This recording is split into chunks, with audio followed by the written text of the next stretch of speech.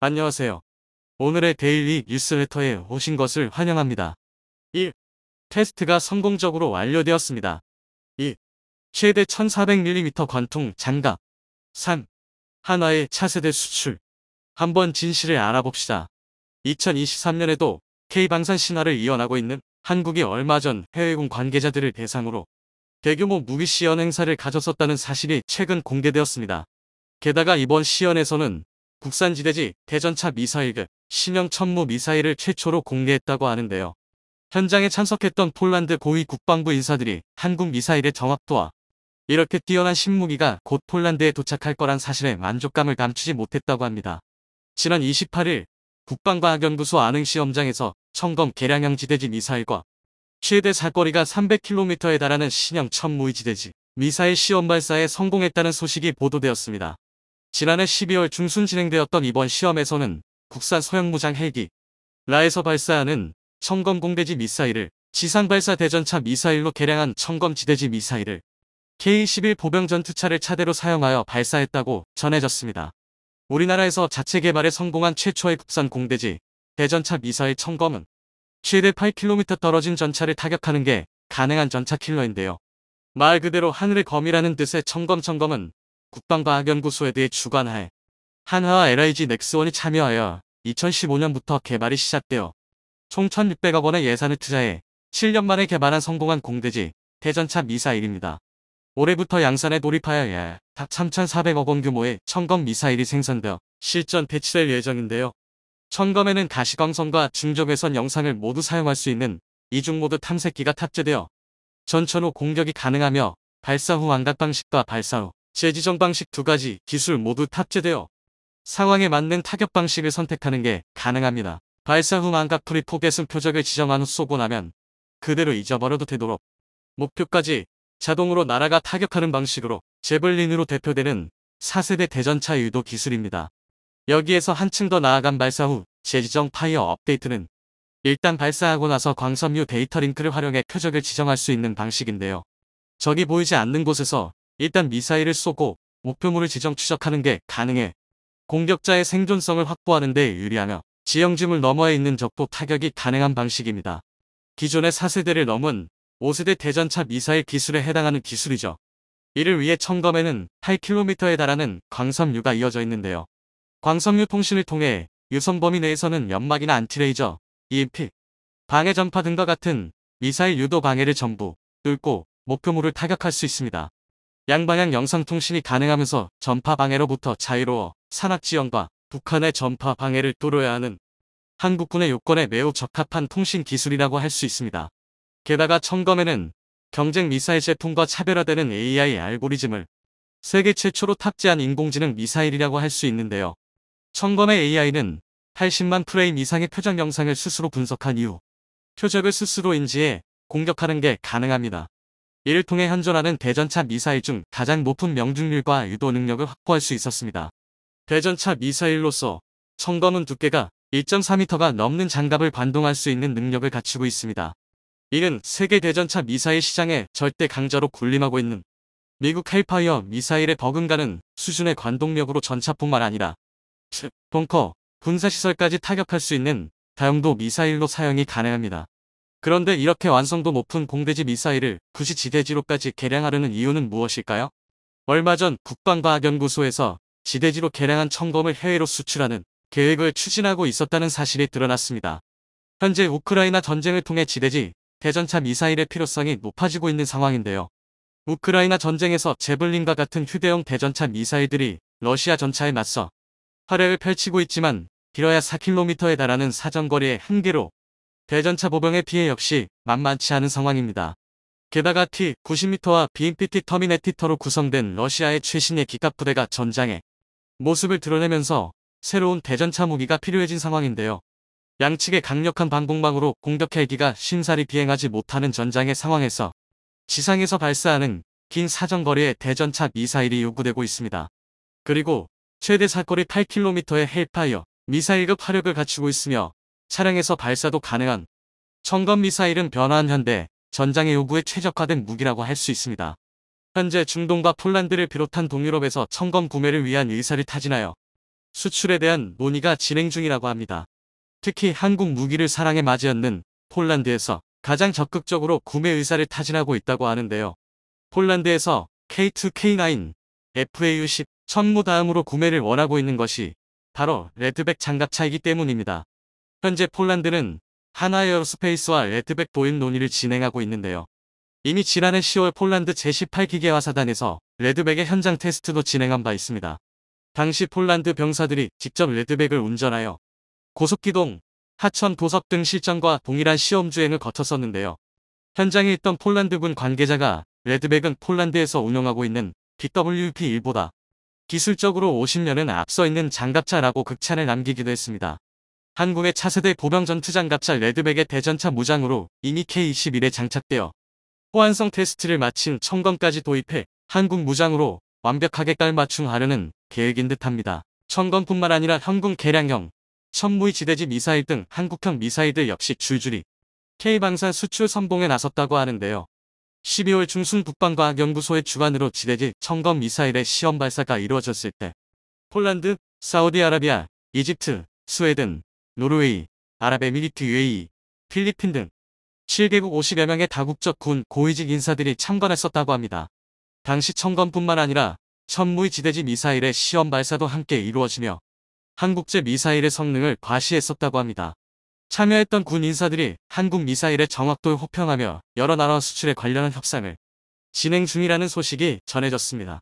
특히 천무의 시험 발사를 본 폴란드군 관계자들이 매우 만족했었다고 알려졌는데요. 천무의 미사일은 천무 다연장 로켓에 탑재되는 단거리 지대지 미사일로 북한 갱도진지 파괴용 벙커버스터인 KTS-SM의 사거리를 기존 180km에서 300km로 늘린 미사일입니다. 천무 역시 폴란드와 288대 수출 계약을 맺어 올해 안으로 1차 물량이 폴란드로 향하게 될 예정인데요. 천무의 미사일 역시 함께 수출되며 천무 발사 차량에 2발씩 탑재될 예정입니다. 브와슈차크 폴란드 국방장관이 직접 천무는 미국의 다연장 로켓 하이마스와 같은 기능을 갖추고 있을 뿐만 아니라 최대 300km 떨어진 목표물을 공격할 수 있어 국방력 강화에 도움이 될 것이라고 공개 언급을 할 정도로 큰 기대를 걸고 있는 한국 무기 중 하나입니다. 현장에 있었던 관계자는 당시 천무의 미사일은 홀인원에 가까울 정도로 300km 떨어진 표적을 정확히 명중시켰다라고 전했습니다. 중동 지역에 수출되어 호평받았던 현궁 대전차 미사일은 사정거리를 대폭 늘린 개량형으로 다시 시장을 공략할 예정입니다. 사실 현궁의 중동 수출은 극비리에 이루어진 일이었지만 SNS 영상을 통해 사실이 드러나버리고 말았었는데요. 2020년 당시 사우디아라비아 군이 후티 반군과 교전하는 영상을 올렸는데 영상 속 사우디 군이 사용하고 있는 대전차 무기가 바로 현궁이었던 것이죠. 당시 후티 반군에 맞서 대전차 미사일이 시급했던 사우디는 미국의 제블린 구매 의사를 타진했었지만 상원에서 사우디에 대한 제블린 판매를 불허했고 미국에서 눈을 돌린 사우디가 발견한 것이 한국의 현궁이었습니다. 본래 사우디가 구매하려 했던 제블린 미사일이 총 15,000발 10억 달러 정도였다는 걸 생각한다면 사우디가 공식적인 수입국이라고는 할 수 없지만 비공식적으로는 한국의 세계 최대 규모 운용국일 것으로 추측되고 있습니다. 중동에서 뛰어난 실전성을 인정받은 한국은 제블린과 동등한 성능의 3분의 1밖에 되지 않는 가격으로 해외에서 뜨거운 관심을 받았었는데요. 하지만 산악지형인 우리나라의 특성상 멀리 있는 표적을 공격할 필요가 없었기에 2.5km에 불과했던 사정거리 때문에 수출의 발목이 잡히게 됐었습니다. 때문에 이번에 현궁 사거리 제한을 풀고 해외에서 원하는 4km까지 사거리를 늘려 다시 해외 시장에 도전장을 내민 것입니다. 또한 현궁의 다목적 탄두 역시 사우디의 요구에 따라 개발이 진행 중이라는 소식이 전해지기도 했는데요. 비공식적으로 현궁을 운용하고 있는 사우디에서 실전 운용 경험을 바탕으로 현궁의 성능 개량을 요구해왔다고 하는데요. 그중 하나가 현궁의 사거리 연장이었고 또 다른 요구사항이 현궁의 다목적 탄두였다고 합니다. 이에 개발사인 LIG 넥스원에서는 현궁의 시가전 대응 능력을 높이고 대보병 제압 능력을 갖추기 위해 중량을 늘리고 대량의 파편을 형성하는 특수한 탄두를 개발하고 있습니다. 한국 미사일 맛을 본 사우디에서는 현궁 추가 구매뿐만 아니라 천궁 이육경 미사일에도 눈독을 들이고 있다고 합니다. 현재 사우디는 후티 반군의 소규모 드론, 미사일 공격에 한 발당 40억 원이 넘는 패트리어트 미사일을 소모하고 있습니다. 반면 한국형 패트리어트라고 할 수 있는 천궁, 이 미사일은 한 발당 15억 원으로 훨씬 저렴하면서도 100%에 달하는 명중률을 자랑하고 있습니다. 만일 사우디로의 천궁 수출이 성사된다면 UAE에 수출됐던 물량의 2, 3배에 달할 것으로 기대되고 있습니다. 올해야말로 무기 수출 200억 달러를 달성하기 위해 연초부터 방산 마케팅에 전력을 다하고 있습니다. 러시아를 완전히 밀어내기 위해 우크라이나에 3.5세대 이상 전차를 지원 보낼 것인지를 결정하기 위해 서방 국가들 사이에서 격한 논쟁이 오가고 있습니다. 그런데 독일의 반대 속에서 폴란드가 단독으로 전차 지원을 결정하여 유럽 전체가 뒤집어졌다고 하는데요. 폴란드가 독일의 반대에도 아랑곳하지 않은 배경에는 바로 한국 무기들로 구성된 새로운 기갑 부대가 있었다고 합니다. 게다가 폴란드의 결정에 발맞춰 유럽 국가들이 반독일 연합을 결성하여 유럽 방산 시장의 판도가 뿌리부터 흔들리고 있다고 하는데요. 새롭게 뒤바뀔 유럽 무기 시장을 한국의 손에 들어오게 될 수 있다는 소식 자세히 알아보도록 하겠습니다. 지난 12일 로이터에서 보도한 바에 따르면 폴란드가 레오파르트의 전차를 우크라이나에 지원 보내기로 결정했다고 합니다. 폴란드의 안제이 두다 대통령은 이날 우크라이나 서부 도시 르비우에서 우크라이나의 젤렌스키 대통령과 만나 레오파르트의 전차 1개 중대를 지원 보낼 것을 약속했습니다. 그런데 폴란드에서 자국의 주력 전차를 우크라이나로 지원 보낼 수 있었던 건 한국의 든든한 뒷받침이 있어졌기 때문이라고 하는데요. 지난달 6일 폴란드에 도착한 K2 흑표전차 10대가 있었기에 레오파르트의 1개 중대 분량이 14대를 지원 보내기로 결정할 수 있었던 것입니다. 한국에서 도착한 K2 전차 10여 대와 K9 23호는 이미 폴란드 최전방에 배치되었는데요. 이후 2025년까지 순차적으로 도착할 나머지 K2, K9 자주포로 새로운 기갑부대가 창설될 예정입니다. 한국 무기로 자국의 안보를 단단하게 만들었으니 이제 걱정의 근원인 러시아를 치기 위해 우크라이나의 전차 지원을 결정한 것으로 보이고 있습니다. 안제이 두다 대통령은 이 같은 결정을 내리며 다른 서방의 전차들도 곧 우크라이나로 전달되기를 바란다고 말했는데요. 젤렌스키 대통령 역시 한국가가 우크라이나에 충분한 수량의 전차를 제공할 수 없기 때문에 여러 나라의 결단이 필요하다고 서방의 전차 지원을 촉구했습니다. 이제는 방어에서 그치지 않고 본격적인 공세로 전환한 우크라이나는 반격의 기세를 올리기 위해 서방 국가들에게 전차 지원을 부탁하고 있었습니다. 하지만 확전을 우려한 미국과 독일에서는 전차 지원을 망설이고 있었습니다. 대신 미국은 브래들리 장갑차를, 독일은 마르다 장갑차를 우크라이나에 지원하겠다고 약속하며 우크라이나를 달래고 있었는데요. 그러던 와중 폴란드에서 독일의 허락 없이 레오파르트의 전차를 지원하겠다고 선언해버리면서 독일의 상황이 난감해져 버렸습니다. 현재 유럽 대부분 국가들이 독일제 전차인 레오파르트1을 주력 전차로 사용하고 있는데요. 독일이 전차 지원을 보내지 않기로 결정했다면 독일제 전차를 사용하고 있는 국가들 역시 우크라이나에 전차 지원을 보낼 수 없게 됩니다. 독일의 한 고위 관리는 독일제 전차에 대한 독일의 직접 수출과 제3국의 수출은 구분되지 않는다라고 말하며 독일의 허락이 없이 멋대로 우크라이나에 레오파르트1을 보내지 말라 경고를 전하기도 했습니다. 때문에 폴란드와 프랑스, 영국 등 여러 EU 회원국에서 전차 지원을 위해 독일을 압박하고 있던 상황이었습니다. 하지만 독일은 끝끝내 전차를 보내지 않겠다고 고집을 피우고 있는데요. 지난 20일 독일 연방의회에서 우크라이나에 대한 레오파르트 전차 공여 여부에 대한 투표가 진행됐었습니다만 이번에도 투표는 부결되고 말았다고 합니다. 슐츠 독일 총리는 독일이 우크라이나에 전차를 지원하는 방법은 지지국 및 동맹국들과 전략적으로 연계되어 있다고 말했는데요. 이와 함께 미국이 먼저 자국의 전차를 우크라이나에 보내지 않는 이상 다른 동맹국들이 우크라이나의 방어를 돕기 위해 독일제 전차를 우크라이나에 보내는 것을 허용하지 않을 것이라고 전했습니다. 슐츠 총리는 키이우에 레오파르트를 보내는 것을 주저하는 이유에 대해 우크라이나 전쟁이 세계적인 대전쟁으로 확전되는 것을 우려한다고 밝혔는데요. 또한 우크라이나인들은 그들의 용맹스러운 싸움에서 우리의 지원에 의존하고 싶어 하지만 우리는 러시아와 나토 사이의 전쟁으로 확대되는 것만은 피하기를 원한다고 덧붙였습니다. 하지만 한편에서는 독일이 우크라이나로 전차 지원을 꺼리는 이유가 한국 때문이라는 분석이 나오고 있습니다. 독일이 우크라이나로 전차 지원을 약속하게 되는 순간 EU에서 독일이 차지하고 있던 위상이 무너져 내릴 수 있다고 우려하고 있다는 것인데요. 현재 EU 국가들은 독일의 반대로 보유하고 있는 레오파르트 전차를 우크라이나로 지원 보내지 못하고 있는 상황입니다. 그런데 만약 독일에서 지원을 허가하고 EU 국가들이 우크라이나로 전차 지원을 보내게 된다면 EU 국가들은 부족해진 전차 수량을 다시 채우려 할 텐데요. 그런데 부실해진 독일 방산 역량은 최소 수십에서 수백 대의 전차를 요구할 EU 국가들의 수요를 감당할 수 있는 능력이 없습니다. 지난 15일 독일 최대 방산기업 라인메탈사의 CEO 아르민 파퍼는 독일 언론 빌트지와의 인터뷰에서 우리가 만일 레오파드 전차를 우크라이나로 보내기로 내일 결정한다 하더라도 배송은 내년 초까지 기다려야 할 것이라고 밝혔습니다. 또한 전투에 맞춰 전차를 완전히 해체하고 다시 만들어야 한다며 이를 위해서는 최소 수개월의 시간과 수억 유로의 비용이 들기 때문에 수주가 확정될 때까지 작업을 시작할 수 없다고 덧붙였습니다. 그렇게 된다면 결국 EU 국가들은 독일 대신 다른 국가의 전차를 구매하게 될 것이고 유럽을 지배해왔던 레오파르트 전차가 밀려나게 될 게 뻔한 상황입니다. 그리고 현재 레오파르트 1을 대체할 가장 유력한 전차는 한국의 K2 흑표 전차입니다. 때문에 독일에서는 자신들이 충분한 방산 역량을 회복할 때까지 주변국들이 레오파르트 2 전차를 붙들고 있기를 원하고 있다는 것이죠. 이러한 독일 방산이 몰락할 수 있다는 우려가 독일 내 우크라이나 지원 반대파와 맞물려 독일이 전차 지원을 거부하고 있다고 전문가들은 분석하고 있습니다.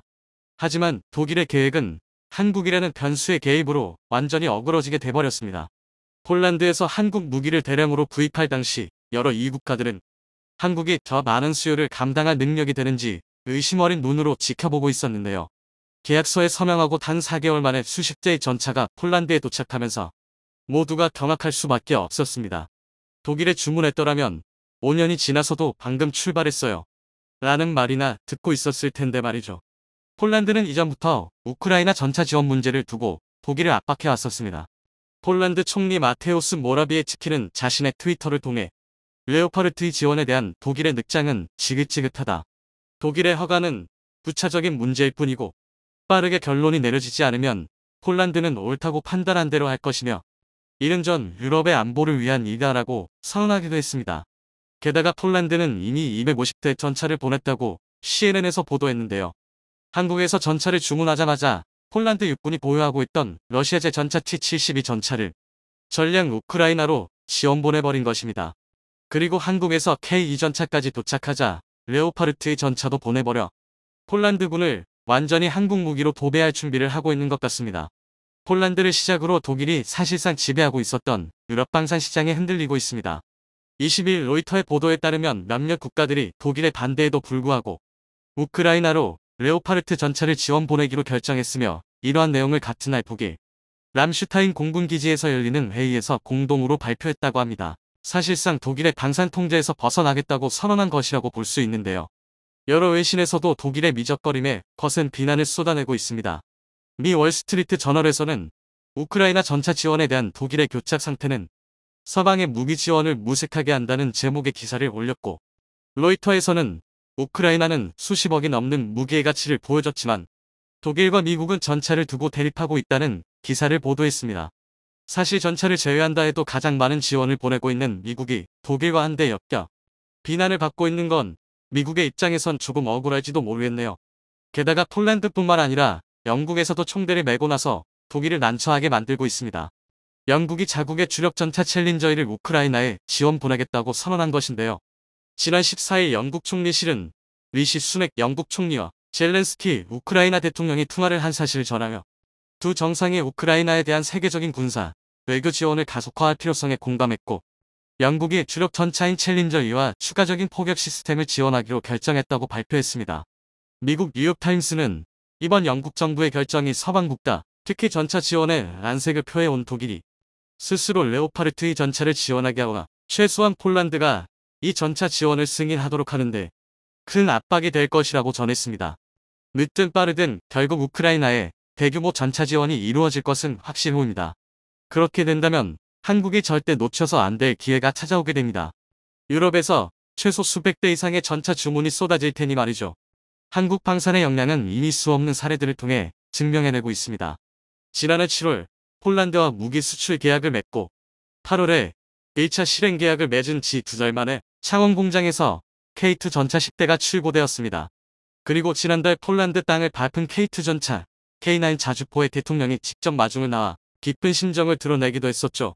게다가 폴란드에 무기를 전달하는 김해 에스토니아에서 추가 주문한 K9 자주포 6문을 전달하며 한국의 무기 생산 능력은 아직 한참 여유가 남아있다는 걸 과시하기도 했습니다. 현재 독일에 대한 신뢰를 잃어버린 EU 국가들이 한국의 새로운 방산 고객이 될 것이라 기대받고 있습니다. 최근 필리핀에서 FA50의 가동률 관련 문제가 뜨거운 감자로 떠오르고 있습니다. 90% 전후를 유지하고 있다던 FA50의 가동률이 실제로는 25% 미만이라는 외신의 폭로가 이어지며 많은 이들이 충격에 빠졌는데요. 숨겨진 속 사정이 밝혀지며 전 세계가 또 한 번 발칵 뒤집혔다고 합니다. 이러한 논란 속에 말레이시아 정부 대표단이 한국 공장을 방문할 예정임이 밝혀지며 전 세계의 관심이 쏠리고 있습니다. 또한 80% 이상의 생산 능력을 향상시킬 수 있는 한국 공장의 신기술이 공개되며 곳곳에서 기립박수가 터지고 있다고 하는데요. 그 자세한 내용 알아보도록 하겠습니다. FA50 12기 중 3기만 운용 가능하다는 내용의 기사를 보도하여 FA50의 가동률에 대한 논란이 시작되었습니다. 이어서 또 다른 필리핀 언론과 이탈리아 언론이 해당 기사를 확산시키며 그 논란이 일파만파 커졌는데요. 이탈리아는 M346을 만드는 국가로 FA50 이슈화에 적극적입니다. 예비 부품 공급망의 지연으로 인해 현재 12대의 항공기 중 3대만이 운영될 수 있다며 그 상세한 내용을 전했는데요. 제대로 된 사실 확인 없이 필리핀 측의 일방적인 주장만을 전하고 있어 한국으로서는 난감할 수밖에 없습니다. 그는 필리핀 공군을 통해 일부 FA50PHZ기가 현재 작동하지 않고 있으며 예정된 필수 유지 보수를 받고 있음을 확인했다고 밝혔습니다. 문제가 발생한 항공기의 정확한 숫자가 확인되지는 않았지만 공급망에 지연이 있음을 확인했다고 전했는데요. 한국산 항공기의 모든 사용자에게 영향을 미치는 예비 부품 공급망의 지연으로 인해 12대의 항공기 중 3대만 운영될 수 있다는 보고서가 나온 후에 확인된 사실이라며 그 문제의 원인을 한국 탓으로 돌렸습니다. 또한 그는 공급망의 지연은 현재 인도네시아, 이라크, 태국 및 콜롬비아를 포함하는 항공기의 다른 사용자에게도 영향을 미칠 수 있다며 알 수 없다고 그 논란을 더욱 키웠습니다. 최근 FA50에 대한 가동률 이슈가 심각해지자 필리핀 공군은 FA50 전투기 5기가 비행하는 사진을 올리며 진화에 나섰는데요. 이를 본 맥스 디펜스가 5기는 40%의 가동률밖에 안 된다며 또다시 공격하고 나서면서 가동률 문제가 재점화됐습니다. 공군 대변인 카스티오 대령은 일부 FA50 항공기가 현재 비운항 상태인 것은 사실이나 대부분이 예방 차원에서 행해지는 의무적인 예방 점검을 받고 있다며 지속적인 정기 점검일 뿐 곧 복귀할 것이라고 밝혔는데요. 대변인은 일부는 해외에서 들어오는 예비 부품을 기다리고 있다며 이러한 부품은 비행 운영의 안전을 보장하기 위해 특정 시간 사용 후에 주격으로 교체해야 한다고 덧붙였습니다. 또한 대변인은 최근 글로벌 사건으로 인해 공급망이 느려졌다며 변명의 말을 전했는데요. 이러한 필리핀 측의 주장은 납득하기가 어렵습니다. 코로나19로 인한 글로벌 공급망 문제에도 불구하고 한국에서 운용 중인 FA50은 여전히 90%대 전후의 가동률을 유지하고 있기 때문이죠. 역시나 자세한 내막을 살펴보니 필리핀 측에서 정비 미숙으로 정비 부품 조달을 늦게 받아 벌어진 일이었음이 밝혀졌습니다. 필리핀 정부의 늦은 의사결정과 예비 부품의 추가 주문에 관한 예산 집행의 차질 등 복합적인 문제가 얽혀 이번 가동력 저하 사태를 가져왔던 것이죠. 이번 이슈는 상대국의 잘못에 의한 해프닝으로 잘 넘어가긴 했으나 앞으로도 상대국의 문제로 인한 비슷한 문제가 얼마든지 다시 발생할 수 있습니다. 만일의 사태를 대비하기 위해 카이에서도 적절한 대비책을 세우는 것이 필요할 것입니다. 해외에 판매된 FA50의 운용 실태를 주기적으로 모니터링하고 정비 및 부품 수급에 대한 선제 대응이 가능하도록 컨설팅을 지원한다면 이와 같은 사태를 막을 수 있을 것으로 보이는데요. K9 자주포의 판매사인 하나의 경우 매년 K9 자주포를 구매한 클라이언트를 모아 세미나를 통해 정보 교류를 진행하고 있는데 이러한 방법도 참고하면 좋을 것 같습니다. 이와 같은 논란 중에 FA50의 말레이시아 수출이 임박했으며 12월 중 한국 공장 실사에 나설 예정이라는 소식이 전해지며 전 세계에 이목이 쏠리고 있습니다. 최근 말레이시아의 군사 전문 매체인 디펜스 시크리티 아시아는 말레이시아 정부 관계자의 말을 인용해 정부 대표단이 오는 12월 한국을 찾아 FA50의 제조사인 한국항공우주산업 카이 공장을 방문할 것이라고 전했습니다. 말레이시아 경전투기 사업에 대한 전투기 선정이 마지막 평가 단계에 들어간 가운데 말레이시아 정부가 평가 기종 중 유일하게 FA50에 대한 실사평가를 시행하기로 결정한 것인데요. 또한 매체는 말레이시아 정부가 카이 이외의 경쟁 업체 생산시설에 대해서는 실사를 고려하지 않고 있다고 덧붙이며 그만큼 FA50을 도입할 가능성이 상당히 큰 것으로 예상했습니다. 또 다른 현지 언론은 지난 DX 코리아 2022에서 미국이 FA-50의 이사 레이더와 암랑 통합을 승인했다는 내용을 보도했는데, 그로 인해 말레이시아 정부가 한국의 FA-50을 선택할 가능성은 더 커졌습니다. 지난 폴란드와의 계약 역시 미국 측의 승인으로 인해 본계약이 이루어질 수 있었는데요. 그 과정에서 폴란드 측에서 개발비를 부담하게 되었습니다. 결국 말레이시아는 FA-50 블록 20을 구매하기 위해 기다린 결과 별도의 개발비 지출 없이 가능한 예산 범위 내에서 최신형 FA-50을 구매할 수 있는 행운을 얻게 되었습니다. 말레이시아 정부는 카이와 가격 협상에 합의한 뒤 오는 12월 중순 무렵 한국에 실사단을 파견하여 도입 절차를 마무리할 계획입니다. 한 업계 관계자에 따르면 말레이시아 정부 대표는 한국을 방문하여 FA-50 경전투기에 대한 기체 검사 등 물리적인 평가를 수행한 뒤 카이의 생산시설을 방문할 예정이라고 합니다. 이의 다양한 정보는 추후보다 자세히 공유할 계획임을 밝혔는데요. 카이는 FA-50 경전투기의 생존성을 입증하기 위해 미국산 전투기를 가상의 적기로 사용하여 합동 교전 능력을 선보일 것으로 예상되고 있습니다. 이는 기존의 폴란드가 FA-50 실사평가 시 높이 평가했던 부분으로 말레이시아의 마음 역시 사로잡을 수 있을 것으로 기대되고 있습니다. 현지에서는 한국이 말레이시아에 수출할 경전투기로 최신 개량형인 FA-50 블록 20을 예상하고 있으며 최신 이사 레이더가 탑재될 것으로 보입니다. 말레이시아 공군은 이번 사업을 통해 1차, 2차에 걸쳐 18기씩 총 36개의 FA-50을 구입할 전망인데요. 계약이 성사될 경우 FA-50 블록 20은 폴란드 도입 예정인 48기를 포함하여 총 84기의 판매를 확보할 수 있게 됩니다. 그 가운데 제작 기간을 80%나 단축해 생산 능력을 향상시킬 수 있는 카이의 신기술이 공개되면서 곳곳에서 기립박수가 터지고 있다고 합니다. 전투기는 다른 무기들보다도 첨단 장비가 대거 탑재되는 복잡한 병기입니다. 제작 과정에서 발생하는 아주 작은 오류 하나로도 현장에서 장비의 오작동이 일어나거나 심지어 대형 인명사고로 이어지는 등 위험이 큰 만큼 상당한 관심과 집중이 필요한데요. 최근 한국이 제작 과정에서 인간보다 더 정교하고 정확하게 작업할 수 있는 로봇을 도입하면서 전 세계를 놀라게 했습니다.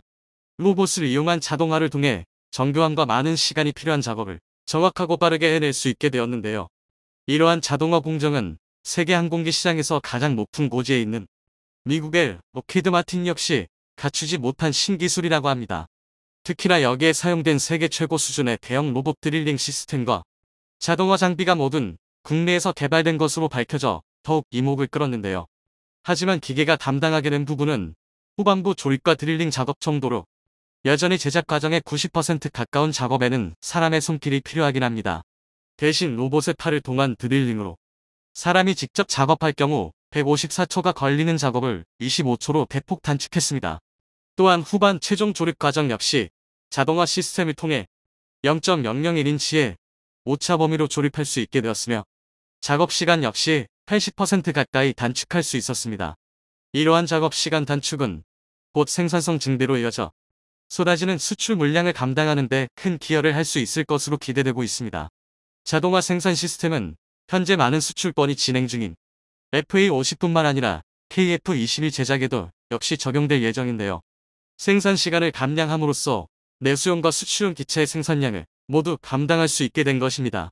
그동안 많은 네티즌들이 넘치는 주문 물량에 기쁨을 표하면서도 한편으론 우리가 부족하면 안 된다며 수출 기체를 위해 공군에 넘길 기체 수가 부족해질 것을 우려하였습니다.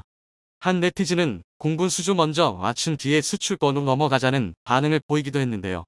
네티즌들은 이번 카이의 신기술 개발로 인해 큰 걱정을 덜게 되었다며 기뻐했습니다. 현재 카이는 콜롬비아, 이집트 등 세계 여러 국가에 FA-50의 수출을 추진하고 있습니다. 지난 6월에는 미국 록히드 마틴과 협약을 맺고 글로벌 마케팅도 진행 중인데요.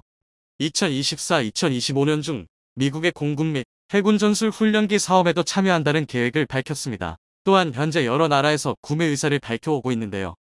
강구영 카이 사장은 폴란드 현지 매체와의 인터뷰에서 폴란드와 FA-50 사업이 끝나면 KF-21 전투기 도입 프로그램을 협력할 수 있을 것이라고 말하며 폴란드의 전투기를 추가 판매할 가능성이 있다는 반가운 소식을 전했습니다.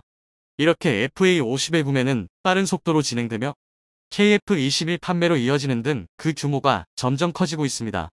한국 방산의 입지가 그만큼 더 굳건해지고 있는데요. 지금까지 해온 것처럼 현실에 안주하지 않고 계속해서 개발에 도전하는 자세로 앞으로 더욱 승승장구하기를 바랍니다.